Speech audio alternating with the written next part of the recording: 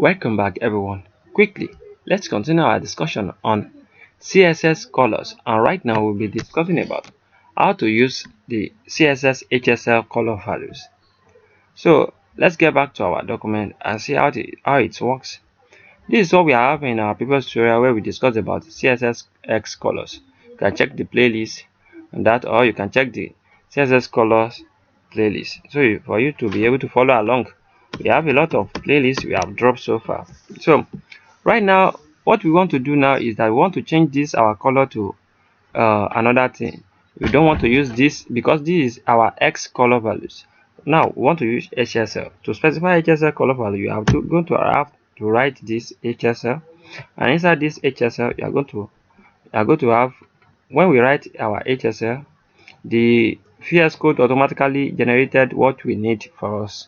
So for you to understand the thing that you are going to specify inside your document, that's one of the benefits of using the VS Code. You can check our previous tutorial on how to install VS Code, this editor I'm using right now. If you don't know how to use it, you can check our HTML beginners to the advanced playlist in the beginner level of the HTML tutorial basics. You can find the playlist there where you know how to install this VS Code we are using. So benefit of using VS Code, as you can see, we are having it is already telling us what we are going to specify inside it. So right here we learned that what we have learned so far in our previous tutorial where we are discussing about the HSL is that the hue is a degree. So right now we are going to discuss about this one by one, but I'm going to explain how all this works quickly. Let's save our document first. This is the color value. As you can see, we are having this hue, saturation, and lightness. Let me save this so you can see how our document looks first. The color will not appear yet. Can you see? We are having white, right? The color is not appearing yet. To specify the color, definitely let's give this one a value 0. Give this one also a value 0. Give this one right here also a value 0. So now save your document and see what you got. Now as you can see, but the value is not right here now. But how can you know that there is a value there? That is the main thing you have to know now.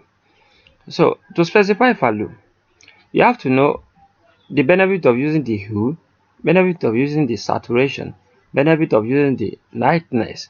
Though this is a topic which we can cover in gentle ways. So let me firstly copy this so I can show you. No, don't let me copy anything. Let me come here. Let me specify different values inside this one so you can be able to understand how it works. Let me just give this one 22, and let me give this one 50%.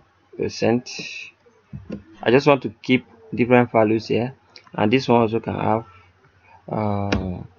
50%. Let's give it 50% also. So now save your document and let's see what we got. Reload. Can you see we are having this kind of color? Can you see? So in our next tutorial we are going to be explaining this HSL one by one. This is representing the hue, this is representing the S, and this is representing the lightness. You are going to explore it one by one so you can be able to understand how it works.